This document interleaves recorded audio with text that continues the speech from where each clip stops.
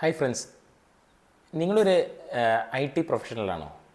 അല്ലെങ്കിൽ നിങ്ങളൊരു ബാങ്ക് ഉദ്യോഗസ്ഥനാണോ? അല്ലെങ്കിൽ ഏതെങ്കിലും ഒരു ഓഫീസ് ഉദ്യോഗസ്ഥനാണോ?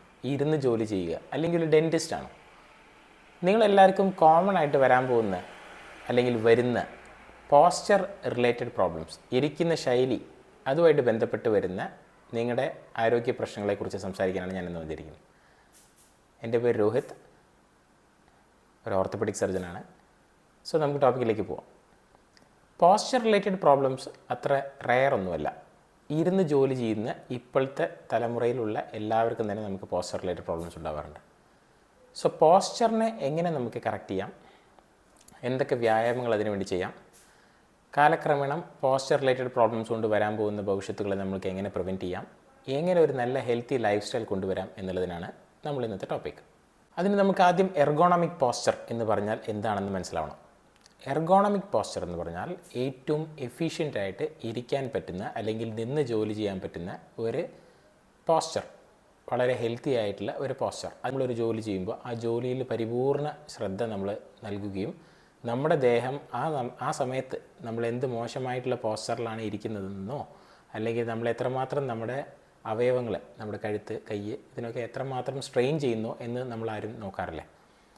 ആ നോക്കാത്തത് കൊണ്ട് വരുന്ന പ്രോബ്ലംസാണ് എർഗോണമിക് പോസ്ചർ റിലേറ്റഡ് പ്രോബ്ലംസ് അല്ലെങ്കിൽ ഇംപ്ലിക്കേഷൻസ്. അപ്പോൾ ഇത് IT പ്രൊഫഷൻസിന് മാത്രമല്ല, ഡെൻ്റൽ ഡോക്ടേഴ്സിന് കാണാറുണ്ട്, ഗോൾഡ് സ്മിത്തിന് കാണാറുണ്ട്, അതായത് സ്വർണ്ണപ്പണി ചെയ്യുന്നവർ, വാച്ച് റിപ്പയർ ചെയ്യുന്ന ആൾക്കാർക്ക് കാണാറുണ്ട്, ലൈബ്രറിയിൽ സ്ഥിരമായിട്ട് പുസ്തകം വായിക്കുന്ന ആൾക്കാർ കാണാറുണ്ട്, കുട്ടികളിൽ കാണാറുണ്ട്, പുസ്തകം പഠിക്കുന്ന സ്കൂളിൽ പഠിക്കുന്ന കുട്ടികൾ കാണാറുണ്ട്. അങ്ങനെ പല കഴുത്തിനെ തള്ളിപ്പിടിച്ചും കൊണ്ട് അല്ലെങ്കിൽ കഴുത്തിനെ മുന്നോട്ട് പുഷ് ചെയ്ത് ജോലി ചെയ്യുന്ന ടീച്ചർമാർക്ക് കാണാറുണ്ട്. അങ്ങനെ പലതരം ആൾക്കാർക്കും ഇത് കാണാറുണ്ട്. ഇതിൽ വരാൻ പോകുന്ന പ്രോബ്ലംസ് നമ്മൾ നോക്കിയിട്ടുണ്ടെങ്കിൽ ഏറ്റവും ആദ്യത്തെ പ്രോബ്ലം സെർവിക്കൽ സ്പോണ്ടലോസിസ്, കഴുത്തിലത്തെ എല്ല് തേയ്മാനം. അതുമായിട്ട് ബന്ധപ്പെട്ട് കയ്യിലേക്ക് വരുന്ന ഞരമ്പിൻ്റെ ബ്ലോക്ക്, സെർവിക്കോ ബ്രേക്കിയൽ ന്യൂറാൾജിയ എന്ന് പറയും.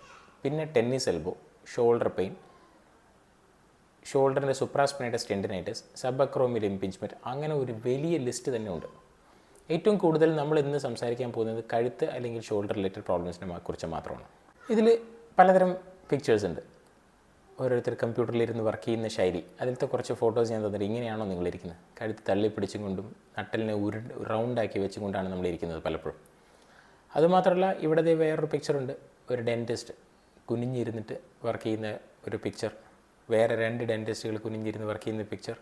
അപ്പോൾ ഇതെല്ലാം തന്നെ കോമൺ ആയിട്ട് നമ്മൾ കാണുന്ന പ്രോബ്ലംസാണ്. ഇങ്ങനെ തന്നെയാണ് നമ്മളെല്ലാവരും ജോലി ചെയ്യുന്നത് എന്നുള്ളത് നമ്മളാരും മനസ്സിലാക്കുന്നില്ല.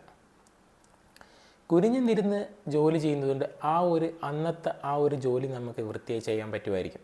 പക്ഷേ ഇതേ ജോലി 5-10 കൊല്ലങ്ങൾ തുടരുമ്പോൾ കഴുത്തിലുണ്ടാവുന്ന നിർണായകരമായിട്ടുള്ള മാറ്റങ്ങളെക്കുറിച്ച് നമ്മളാരും അറിയുന്നില്ല. കഴുത്ത് മാത്രമല്ല, നമ്മുടെ നട്ടലിനെയും വളരെ മോശമായിട്ടുള്ള പോസ്ചേഴ്സിലാണ് നമ്മൾ ഉപയോഗിക്കാറുള്ളത്. നട്ടലിൻ്റെ താഴ്ഭാഗത്തിന് നമ്മൾ ചെയറിനോട് ഒട്ടിയിരിക്കാതെ ചെയറിൽ നിന്ന് അകന്നിരിക്കുന്നത് കൊണ്ട് ലംബാർ സ്പോണ്ടലോസിസും വരാം. ഇതിൽ 2 തരം പിക്ചേഴ്സ് ഉണ്ട്, എങ്ങനെയാണ് നമുക്ക് നോർമലായിട്ടുള്ള സിറ്റിംഗ് പോസ്ചർ നമ്മൾ ഫോളോ ചെയ്യേണ്ടത്.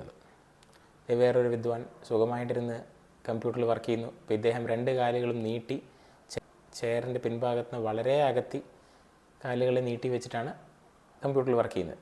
നന്നായിട്ട് സെർവിക്കൽ സ്പോണ്ടലോസും ലംബാർ സ്പോണ്ടലോസും വരാൻ സാധ്യത ഉള്ള ഒരു പോസ്ചറാണ്. നമ്മുടെ കാലുകളെ നമ്മൾ നീട്ടുമ്പോൾ ഉടൻ തന്നെ സംഭവിക്കുന്നത് നമ്മുടെ നട്ടൽ മടങ്ങുന്നു എന്നുള്ളതാണ്. നിങ്ങൾ വീട്ടിലിരുന്നു കൊണ്ട് ഒരു കംപ്ലീറ്റ്ലി നിവർന്നിരുന്ന ഒരു പോസ്ചറിൽ നട്ടലിനെ പരിപൂർണമായിട്ട് നിവർത്തിയിരിക്കുന്ന സമയത്ത് കാലുകളൊന്ന് നീട്ടി നോക്കൂ. അപ്പം തന്നെ നിങ്ങളുടെ നട്ടൽ മടങ്ങിയേ തീരൂ. മടങ്ങിയാൽ മാത്രമേ കാലുകൾ നീട്ടാൻ പറ്റുള്ളൂ. അപ്പോൾ ഇതിൻ്റെ ഒരു കാരണം എന്ന് പറയുന്നത്, കാലിൻ്റെ പിൻഭാഗത്തുള്ള മസിൽസ് പെൽവിക് ബോണിൽ നിന്ന് മുട്ടിൻ്റെ താഴെയുള്ള എല്ലുകൾ വരെ ഡയറക്റ്റായിട്ട് കണക്റ്റഡ് ആയതുകൊണ്ടാണ്. അപ്പോൾ അതിൻ്റെ നീളക്കുറവ് കൊണ്ടാണ് ഈ സംഭവിക്കുന്നത്. കഴുത്തിൽ വരുന്ന എല്ല് തേയ്മാനത്തിന് നമ്മളൊരു എക്സ്റേ എടുക്കുമ്പോൾ കാണുന്ന ഒരു പിക്ചറാണത്. ഇതിന് ഇടത് ഭാഗത്ത് നോക്കിക്കഴിഞ്ഞാൽ എല്ലുകൾ പരിപൂർണമായിട്ട് തേയ്മാനം വന്ന് പുതിയ പുതിയ എല്ലുകളുടെ കൊമ്പുകൾ പോലെ വളർന്നിട്ടുണ്ട്. ഇതിന് നമ്മൾ ഓസ്റ്റിയോഫൈറ്റ് എന്ന് പറയും. എല്ലിൻ്റെ മുൻവശത്ത് കൊമ്പുകൾ വളരുമ്പോൾ ആൻറ്റീരിയർ ഓസ്റ്റിയോഫൈറ്റ് എന്ന് പറയും. പിൻവശത്ത് വളരുമ്പോഴാണ് അത് ഞരമ്പുകളെ ബാധിക്കുന്നത്. അപ്പോൾ പിൻവശത്തിൽ ഞരമ്പിനെ ബാധിക്കുന്നുണ്ടോ നമ്മളറിയാൻ പൊതുവേ നമ്മൾ ഒരു MRI എടുക്കാറുണ്ട്. അപ്പോൾ ഈ MRIയിൽ ഞാനിപ്പോൾ മാർക്ക് ചെയ്യുന്നിരിക്കുന്ന ഭാഗം നിങ്ങളുടെ തലച്ചോറാണ്. തലച്ചോറിൽ നിന്ന് ഇറങ്ങി വരുന്ന ഞരമ്പുകൾ കംപ്ലീറ്റ് ആയിട്ട് കുടുങ്ങിക്കിടക്കുന്നതായിട്ട് നിങ്ങൾക്ക് കാണാൻ പറ്റും പല ലെവലുകളിൽ. ഇതിപ്പോൾ നമ്മൾ ലെവലുകൾ നോക്കിയാൽ C2, C3, C4, C5, C6, C7 ഈ വക ലെവലുകളിലെല്ലാം തന്നെ എല്ലിൻ്റെ ഡിസ്കുകൾ പിന്നിലേക്ക് തെന്നി തലച്ചോറിന് വരുന്ന സ്പൈനൽ കോഡിനെ പരിപൂർണമായിട്ട് ബ്ലോക്ക് ആവുന്ന ഒരു സിറ്റുവേഷനാണ്. കാലക്രമേണ ഈ ബ്ലോക്ക് നിങ്ങൾക്ക് കയ്യിലേക്കോ ഇടത് കൈയിലേക്കോ അല്ലെങ്കിൽ വലത് കൈയിലേക്കോ ഒരു വേദന ഉണ്ടാക്കും. കുറേ കാലങ്ങൾ ആ വേദനയെ നിങ്ങൾ ശ്രദ്ധിക്കാതിരിക്കുമ്പോൾ മൈലോപ്പത്തി എന്ന വളരെ മോശമായിട്ടുള്ള ഒരു അസുഖം നിങ്ങൾക്ക് വരാൻ സാധ്യതയുണ്ട്. മൈലോപ്പത്തി എന്ന് പറഞ്ഞാൽ തലച്ചോറിന് വരുന്ന ഈ സ്പൈനൽ കോഡിലേക്ക് വരുന്ന രക്തോട്ടം കുറഞ്ഞു പോകുന്നതാണ്. കാലക്രമേണ നിങ്ങൾക്ക് കണ്ടു കാണും പ്രായമുള്ളവർ മെല്ലെ മെല്ലെ തപ്പി തപ്പി നടക്കുന്നത്, നല്ല സ്പീഡിൽ നടക്കാൻ പറ്റുന്നത്. അമ്മ പണ്ട് നന്നായി സ്പീഡിൽ നടന്നിരുന്നു, ഇപ്പം മെല്ലെ നടക്കുള്ളൂ. ഈ മെല്ലെ നടത്തത്തിൻ്റെ ഒരു പ്രധാന കാരണം സർവിക്കൽ മൈലോപ്പത്തിയാണ്. ചെറുപ്പത്തിലേ ഉള്ള കഴുത്തിൻ്റെ എല്ല് തേയ്മാനത്തിന് ശ്രദ്ധിക്കാതെ പോവുകയും ആ എല്ല് തേയ്മാനം കൊണ്ട് വരുന്ന കാലക്രമേണ വരുന്ന രക്തോട്ടക്കുറവും സ്പൈനൽ കോഡിൽ വരുന്ന രക്തോട്ടക്കുറവ് കൊണ്ടും വരുന്നതാണ് സർവിക്കൽ മൈലോപ്പത്തി. ഇത് മാത്രമല്ല, നമ്മുടെ ഷോൾഡറുകളും പലപ്പോഴും കഴുത്തിൻ്റെ പോസ്ചറും ലോയർ ബാക്കിൻ്റെ പോസ്ചറും മോശമാകുമ്പോൾ ഷോൾഡറുകളും തന്നെ മുന്നിലേക്ക് വരുന്ന ഒരു പ്രവണത ഉണ്ട്. ഷോൾഡർ ബ്രോഡായിട്ട് ഇങ്ങനെ ഇരിക്കുന്ന ആൾക്കാർ വളരെ കുറവായിരിക്കും. ഭൂരിഭാഗം പേരും ഷോൾഡർ മുന്നിലേക്ക് വരുന്നത്. മുന്നിലേക്ക് വരാൻ പ്രധാന കാരണം ചെരിഞ്ഞ് കിടക്കുന്ന ഒരു പോസ്ചറാണ്. ചെരിഞ്ഞ് കിടക്കുമ്പോൾ ഷോൾഡർ താനേ മുന്നിലേക്ക് വരുന്ന ഒരു പോസ്ചർ ഉണ്ടാവും. ആ പോസ്ചർ പകൽ നേരത്തും റീറ്റൈൻഡ് ആയതുകൊണ്ടാണ് റൗണ്ടഡ് ഷോൾഡേഴ്സ് വരുന്നത്. ഈ റൗണ്ടഡ് ഷോൾഡേഴ്സ് വരുമ്പോൾ ഷോൾഡറിൻ്റെ ഉള്ളിൽ ഒരു ടെൻഡൻ കുടുങ്ങിപ്പോകാനുള്ള ഒരു സാധ്യത ഉണ്ട്. നമുക്കതിനെ സബ് അക്രോമിയൽ ഇംപിഞ്ച്മെൻറ്റ് എന്നാണ് പറയുക. അതായത് അക്രോമിയൻ എന്ന് പറയുന്ന ഒരു എല്ലിൻ്റെ അടിഭാഗത്ത് വരുന്ന ടെൻഡൻ, ആ ടെൻഡൻ എല്ലിൻ്റെ ഇടയിൽ കിടന്ന് കുടുങ്ങിപ്പോകുന്നൊരവസ്ഥയാണ്. തുടക്കകാലത്ത് ചെറുതായിട്ടൊരു വേദന അനുഭവപ്പെടും. കാലക്രമേണ ആ വേദന തന്നെ അഡാപ്റ്റ് ആവും. ഒരു 10-15 കൊല്ലങ്ങൾ കഴിയുമ്പോഴാണ് ആ ടെൻഡൻ പൊട്ടിപ്പോകും. ഒരു ഭാരമുള്ള സാധനങ്ങൾ എടുത്ത് പൊക്കുമ്പോഴോ ഒരു ചെറിയൊരു വീഴ്ച പറ്റുമ്പോഴോ ടെൻഡൻ പൊട്ടിപ്പോകാറുണ്ട്. ടെൻഡൻ പൊട്ടിയതിന് നമ്മൾ റൊട്ടേറ്റർ കഫ് ടയർ എന്ന് പറയും. അതിന് പലപ്പോഴും ഓപ്പറേഷൻ്റെ ഒരു ആവശ്യം വേണ്ടി വരാറുണ്ട്. സാധാരണ റൊട്ടേറ്റർ കഫ് ടയർ വരുന്നത് 50-55 വയസ്സിന് ശേഷമാണ്. തൈറോയ്ഡ് ഡിസോർഡർ ഉള്ളവർക്കോ പണ്ട് മുതലേ സബക്രോമിയൽ ഇംപിഞ്ച്മെൻ്റ് ഉള്ളവർക്കോ വരാറുണ്ട്. അപ്പോൾ അത് ഇപ്പോൾ തന്നെ നമ്മുടെ പോസ്ചർ കറക്ഷൻ കൊണ്ട് ഭാവിയിൽ വരാൻ പോകുന്ന സുപ്രാസ്പിനേറ്റസ് ടയറിനെ നമുക്ക് പ്രിവെൻറ്റ് ചെയ്യാൻ പറ്റും. അപ്പോൾ ഈ പോസ്ചർ കറക്ഷൻ ഡോക്ടർ പറഞ്ഞല്ലോ, നിവർന്നിരിക്കണം, കഴുത്ത് നിവർത്തണം, നട്ടിൽ പിന്നിലേക്ക് ഇരിക്കണം, ഷോൾഡർ നല്ല ബ്രോഡായി നിൽക്കണം. അപ്പോൾ ഇത്തരം പോസ്ചർ കറക്ഷനുകളൊക്കെ വെച്ചും കൊണ്ട് ഒരു മിലിറ്ററിക്കാരനെ പോലെ ഇരുന്നും കൊണ്ട് നിന്നും കൊണ്ട് നമുക്ക് നമ്മുടെ ജോലി ചെയ്യാൻ പറ്റുമോ? വളരെ ബുദ്ധിമുട്ടാണ്. അതാണ് അതിൻ്റെ സത്യം. അപ്പോൾ അത് എങ്ങനെയാണ് ആ ഒരു പോസ്ചറിനെ നമുക്ക് കൊണ്ടുവരിക എന്നുള്ളതാണ്. ആദ്യം മസിലിൻ്റെ ടോൺ ഇമ്പ്രൂവ് ചെയ്യണം. ഈ പറയുന്ന ഈ വളവുകൾ, കഴുത്തിൽ വരുന്ന വളവ്, ഷോൾഡറിൽ വരുന്ന വളവ്, നട്ടലിൻ്റെ താഴ്ഭാഗത്ത് വരുന്ന വളവ് എല്ലാം തന്നെ വരാൻ കാരണം നട്ടലിൻ്റെയോ അല്ലെങ്കിൽ ഷോൾഡറിൻ്റെയോ മുൻവശത്ത് പ്രവർത്തിക്കുന്ന മസിൽസ് വളരെ സ്ട്രോങ് ആയിട്ടും പിൻവശത്ത് പ്രവർത്തിക്കുന്ന മസിൽസ് വളരെ വീക്കായിട്ടിരിക്കുന്നതുകൊണ്ടാണ്. അതുകൊണ്ടാണ് കഴുത്ത് മുന്നിലേക്ക് കൂനുന്നതും നട്ടൽ മുന്നിലേക്ക് കുനിയാൻ പ്രേരിപ്പിക്കുന്നതും. നട്ടൽ പിന്നിലേക്ക് നിവരാത്തതിൻ്റെ കാരണവും കഴുത്ത് പിന്നിലേക്ക് നിവരാത്തതിൻ്റെ കാരണം കഴുത്തിന് പിന്നിൽ പ്രവർത്തിക്കുന്ന മസിൽസ് അത്ര സ്ട്രോങ് അല്ലാത്തതുകൊണ്ടാണ്. ആ മസിൽസിനെ നമ്മൾ കാര്യമായിട്ട് ഉപയോഗിക്കാത്തതുകൊണ്ടാണ്. അപ്പോൾ നട്ടലിൻ്റെ പിന്നിലുള്ളതോ അല്ലെങ്കിൽ ഷോൾഡറിൻ്റെ പിന്നിലുള്ള മസിൽസിനെ കാര്യമായിട്ട് ഉപയോഗിച്ച് തുടങ്ങുക എന്നുള്ളതാണ് ആദ്യത്തെ സ്റ്റെപ്പ്. അതിൻ്റേതായിട്ടുള്ള എക്സസൈസുകൾ ചെയ്യുക എന്നുള്ളതാണ്. അപ്പോൾ അങ്ങനെ നമുക്ക് കാലക്രമേണ ഈ ടോൺ ഇമ്പ്രൂവ് ചെയ്യാം. ടോൺ ഇമ്പ്രൂവ് ചെയ്തതിന് ശേഷം മസിൽ സ്ട്രെങ്ത് ഇമ്പ്രൂവ് ചെയ്യാം. അങ്ങനെയാണ് നമുക്ക് നോർമലായിട്ടുള്ള ഒരു പോസ്ചർ മെയിൻറ്റെയിൻ ചെയ്യാൻ പറ്റും. ഇപ്പോൾ നമ്മുടെ നട്ടലിൻ്റെ നടുഭാഗം, തൊറാസിക് സ്പൈൻ എന്ന് പറയുന്ന നട്ടലിൻ്റെ നടുഭാഗം, ഈ നടുഭാഗത്തിനെ നിവർത്താനുള്ള എക്സസൈസാണ് ഇപ്പോൾ ആദ്യത്തെ പിക്ചറിൽ കാണുന്നത്. കംപ്ലീറ്റ് ആയിട്ട് നട്ടലിനെ നടുഭാഗത്തിനെ നിവർത്തിയെടുക്കാനുള്ള ഈ ഒരു സ്ട്രെച്ച് എക്സസൈസാണ്. ദിവസം രാവിലെ ഒരു 10 സെക്കൻഡ് വീതം 10 പ്രാവശ്യം രാവിലെയും വൈകുന്നേരം ചെയ്യുന്നത് വളരെ നന്നായിരിക്കും.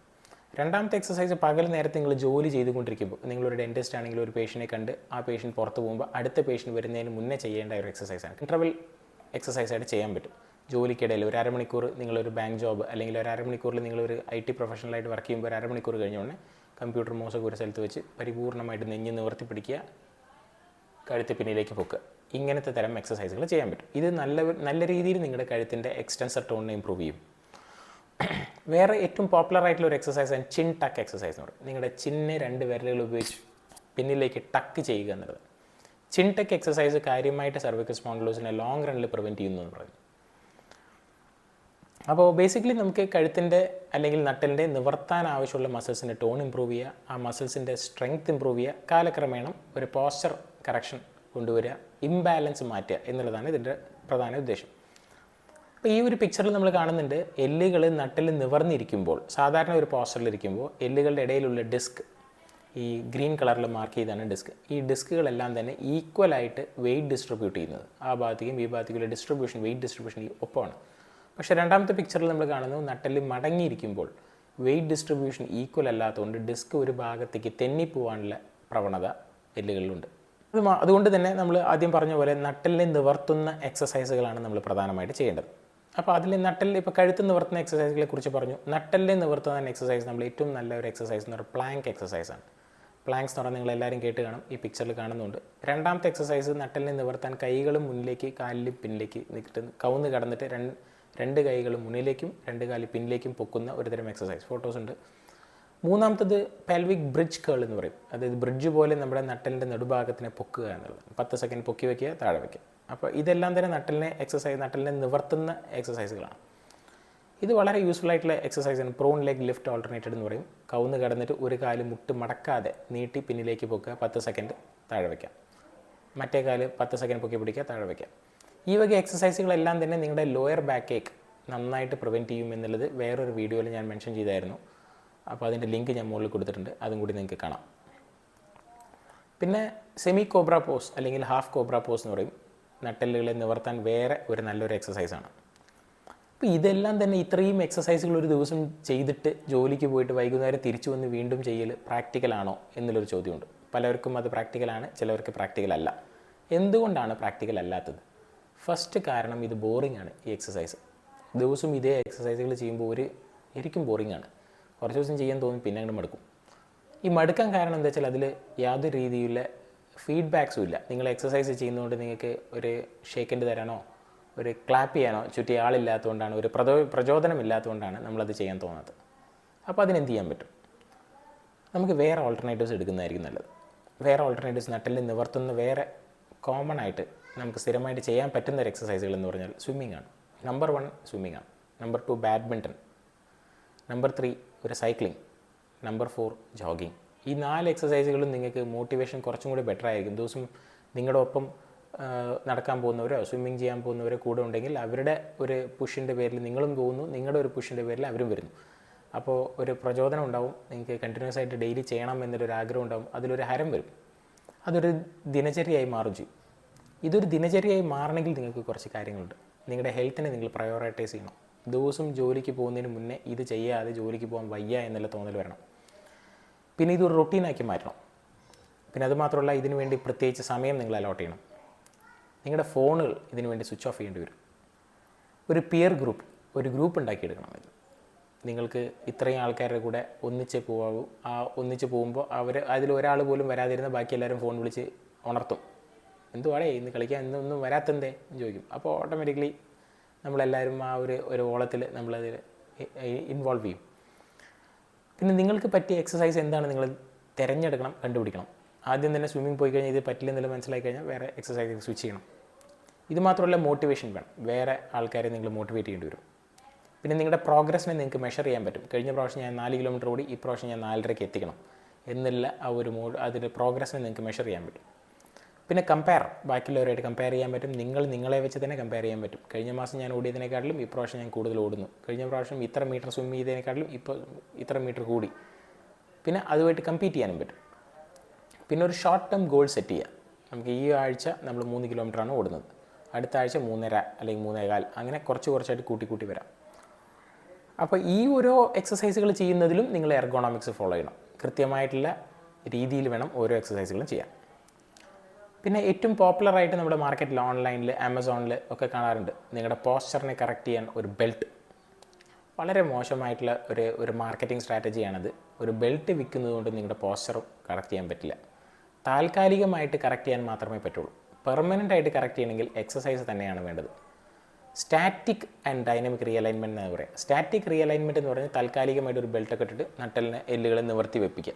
അത് ഒരിക്കലും ഒരു ലോങ് റണ്ണിൽ ഗുണം ചെയ്യില്ല. ജീവിതകാലം മുഴുവൻ നിങ്ങൾക്ക് ബെൽറ്റ് ഇട്ട് നടക്കാൻ പറ്റില്ല. പക്ഷേ ഡൈനാമിക് എന്ന് പറഞ്ഞാൽ നിങ്ങൾ സ്ഥിരമായിട്ട് എക്സസൈസ് ചെയ്യുന്നതുകൊണ്ട് നിങ്ങളുടെ മസിൽസ് തന്നെ ഓട്ടോമാറ്റിക്കലി റീകറക്റ്റ് ആവുന്നതാണ്. അപ്പോൾ പിന്നെ വേറെ ഏറ്റവും കോമൺ ആയിട്ട് കാണുന്ന ഒരു ടെന്നീസ് എൽബോ ആണ്. ടെന്നീസ് എൽബോ പല കാരണങ്ങളെ കൊണ്ടും വരാം. നിങ്ങൾക്ക് എടുക്കാവുന്ന ജോലിനേക്കാട്ടിലും കൂടുതലായിട്ട് നിങ്ങളൊരു ദിവസം ജോലി ചെയ്യുമ്പോഴാണ് ഈ ടെന്നീസ് എൽബോ ട്രിഗർ ആവുന്നത്. ഒരു ടൈപ്പിസ്റ്റിന് ടെന്നീസ് എൽബോ കോമൺ ആയിട്ട് വരാറുണ്ട്. കമ്പ്യൂട്ടർ പ്രൊഫഷൻസിന് വളരെ കോമൺ ആയിട്ട് വരാറുണ്ട്. ഒരേ പൊസിഷനിൽ കൈ ഇങ്ങനെ നിവർത്തി ടൈപ്പ് ചെയ്യേണ്ടി വരുന്ന ഒരാൾക്കാർക്ക് ടെന്നീസ് എൽബോ വരാറുണ്ട്. തുടക്കത്തിൽ ടെന്നീസ് എൽബോ ട്രീറ്റ്മെൻറ്റ് ഐസ് പാക്സും മരുന്നുകളൊക്കെ ആയിരിക്കാം. പക്ഷേ കാലക്രമേണ സ്ട്രെച്ച് എക്സസൈസും സ്ട്രെങ്തനിങ്ങുമാണ് ട്രീറ്റ്മെൻറ്റ് എന്നുള്ളത് നമ്മളെല്ലാവരും മനസ്സിലാക്കും. അപ്പോൾ ഈ ഫോട്ടോയിൽ കാണിക്കുന്ന ഒരു ടെന്നീസ് എൽബോൻ്റെ സ്ട്രെച്ച് എക്സസൈസാണ്. ഗൂഗിളിലോ യൂട്യൂബിലോ ടെന്നീസ് എൽബോനെ എങ്ങനെ സ്ട്രെച്ച് ചെയ്യാമെന്ന് നിങ്ങൾക്ക് സെർച്ച് ചെയ്യാം. അതിൻ്റേതായിട്ടുള്ളൊരു വീഡിയോ പറ്റുമെങ്കിൽ ഞാനിടാം. ടെന്നീസ് എൽബോ സ്ട്രെച്ചസ് കൊണ്ട് കാലക്രമേണ ടെന്നീസ് എൽബോ മാറി തുടങ്ങും.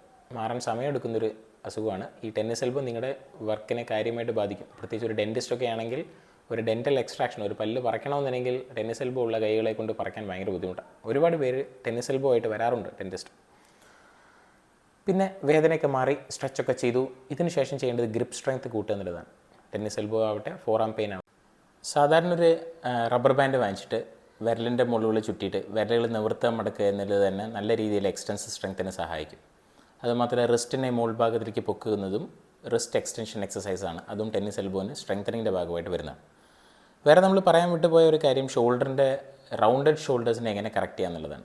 ഈ റൗണ്ടഡ് ഷോൾഡർ കൊണ്ട് വരുന്ന പ്രോബ്ലംസിന് മുൻകൂട്ടി ഞാൻ പറഞ്ഞിരുന്നു. സബക്രോമിൽ ഇംപിഞ്ച്മെൻറ്റ് അല്ലെങ്കിൽ ഷോൾഡറിൻ്റെ വള്ളി കുടുങ്ങിപ്പോവുക, കാലക്രമേണ വള്ളി പൊട്ടിപ്പോവാൻ, അതായത് മസിൽ കയറിപ്പോവാനുള്ള സാധ്യതയുണ്ട്. റൊട്ടേറ്റർ കഫ് ടയർ എന്ന് പറയും. അപ്പോൾ ഇതിനെ ഷോൾഡറിനെ പിന്നിലേക്ക് വലിക്കുന്ന ഏത് തരം പുള്ളപ്പ് എക്സസൈസുകളും, അപ്പോൾ ഇരുന്നു കൊണ്ടുള്ള പുള്ളപ്സ് ആവാം, അല്ലെങ്കിൽ കൈ പൊക്കിയിട്ട് വെയിറ്റ് പൊക്കുന്ന രീതിയിൽ പുള്ളപ്സ് ആവാം, അല്ലെങ്കിൽ ഒന്നും അത്രയൊന്നും ചെയ്യാൻ പറ്റില്ലെങ്കിൽ കവുന്ന് കടന്നിട്ട് ഷോൾഡറിനെ പിന്നിലേക്ക് കൊണ്ടുപോകുന്ന എക്സസൈസുകളായാലും മതി. ഇതെല്ലാം തന്നെ ഷോൾഡറിനെ കാലക്രമേണ പിന്നിലേക്ക് കൊണ്ടുപോകുന്ന ഒരു എക്സസൈസുകളാണ്. ചെരിഞ്ഞ് കിടക്കലും പരമാവധി ഒഴിവാക്കുക എന്നുള്ളതാണ് ഇതിൻ്റെ പ്രധാന കാര്യം. അപ്പോൾ പോസ്ചർ കറക്ഷൻസിനെ കുറിച്ചും എങ്ങനെ നോർമലായിട്ട് ഇരിക്കുക എന്നുള്ളതൊക്കെ പറഞ്ഞു തന്നു. എങ്ങനെ ഷോൾഡറിൻ്റെ അല്ലെങ്കിൽ കഴുത്തിൻ്റെ പിന്നിലത്തെ മസിൽസിനെ നമ്മൾ എങ്ങനെ സ്ട്രെങ്തൻ ചെയ്യാമെന്ന് പറഞ്ഞു. അപ്പോൾ ഇതെല്ലാം പ്രായോഗികമാക്കണം എന്നുണ്ടെങ്കിൽ നമ്മൾ ആദ്യം എർഗണോമിക് പോസ്ചർ എന്ന് പറഞ്ഞാൽ എന്താണെന്ന് മനസ്സിലാക്കണം. എങ്ങനെ നോർമലായിട്ടുള്ള ഒരു നല്ല പോസ്ചറിൽ ഇരുന്ന് പേഷ്യൻസിനെയോ നോക്കാനോ അല്ലെങ്കിൽ കമ്പ്യൂട്ടറിൽ ഇരിക്കാനോ എങ്ങനെയാണ് ഇരിക്കുക എന്നുള്ളതാണ് പ്രധാനമായിട്ട് നമ്മൾ മനസ്സിലാക്കേണ്ടത്. അതുമായിട്ട് ബന്ധപ്പെട്ട് വരുന്ന എക്സ്റ്റെൻസർ മസിൽസ്, നട്ടലിനെയോ കഴുത്തിനെയോ അല്ലെങ്കിൽ നട്ടലിൻ്റെ താഴ്ഭാഗത്തെയോ അല്ലെങ്കിൽ ഷോൾഡറിനെ പിന്നിലേക്ക് കൊണ്ടുപോകുന്ന എക്സ്റ്റെൻസർ, പിന്നിലേക്ക് എടുക്കുന്ന മസിൽസിനെ ശക്തിപ്പെടുത്തുക എന്നുള്ളതാണ്. ഇത് ലോങ് റണ്ണിൽ ചെയ്യാമെന്ന് മാത്രമല്ല, ഇടയിലിടയിൽ ഗ്യാപ്പ് എടുക്കുക. വർക്ക് ചെയ്തുകൊണ്ടിരിക്കുമ്പോൾ കമ്പ്യൂട്ടറിൽ വർക്ക് ചെയ്യുന്നു, ഹാഫ് ആൻ അവർ കഴിഞ്ഞാൽ കമ്പ്യൂട്ടർ മൗസ് എല്ലാം ഒരു സ്ഥലത്ത് വെച്ചിട്ട് കഴുത്ത് നന്നായിട്ട് നിവർത്തുക, പിന്നിലേക്ക് സ്ട്രെച്ച് ചെയ്യുക, ഷോൾഡറിനെ നന്നായിട്ട് പിന്നിലേക്ക് എടുക്കുക, നട്ടലിനെ നന്നായിട്ട് പിന്നിലേക്ക് സ്ട്രെച്ച് ചെയ്യുക. ഡ്രൈവിംഗ് ചെയ്യുന്നവരും ലോങ് ഡ്യൂറേഷനിൽ ഡ്രൈവ് ചെയ്യുന്നവരും ഒരു 1.5 മണിക്കൂർ കൂടുമ്പോൾ ഈ സ്ട്രെച്ചസ് ചെയ്യുന്നത് വളരെ നന്നായിരിക്കും. ഒരു ഹെൽത്തി റുട്ടീൻ ഉണ്ടാക്കുക, ഡെയിലി ഒരു എക്സസൈസ് പാറ്റേൺ ഫോളോ ചെയ്യുക, ദിവസം രാവിലെ ഒരു 1-1.5 മണിക്കൂർ ഇതിനു വേണ്ടി സ്പെൻഡ് ചെയ്യാൻ ഉള്ള മനസ്സ് കാണിക്കുക.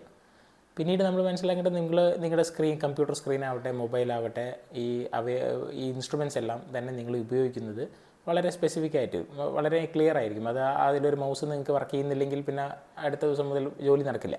അതേപോലെ തന്നെ നിങ്ങളുടെ കഴുത്തും നിങ്ങളുടെ ഷോൾഡറും നിങ്ങൾ ഉപയോഗിക്കുന്ന ഒരു ഇൻസ്ട്രുമെൻ്റ് പോലെയാണ്. അത് നിങ്ങൾ നന്നായിട്ട് നോക്കിയും കണ്ടും ഹാൻഡിൽ ചെയ്തിട്ടില്ലെങ്കിൽ കാലക്രമേണ അതും കേടുവരാനുള്ള സാധ്യതയുണ്ട്. സോ ഞാനിപ്പോൾ ഈ പറഞ്ഞ കാര്യങ്ങൾ എല്ലാവർക്കും ഇഷ്ടപ്പെട്ട് കാണും, മനസ്സിലായി കാണുമെന്ന് വിചാരിക്കുന്നു. പോസ്ചർ പ്രോബ്ലംസ് അനുഭവിക്കുന്നവർ നിങ്ങളുടെ അറിവിലുണ്ടെങ്കിൽ അവർക്ക് ഈ വീഡിയോ ഷെയർ ചെയ്യൂ. ഇഷ്ടപ്പെട്ടാൽ like, comment and subscribe. Thank you so much. By.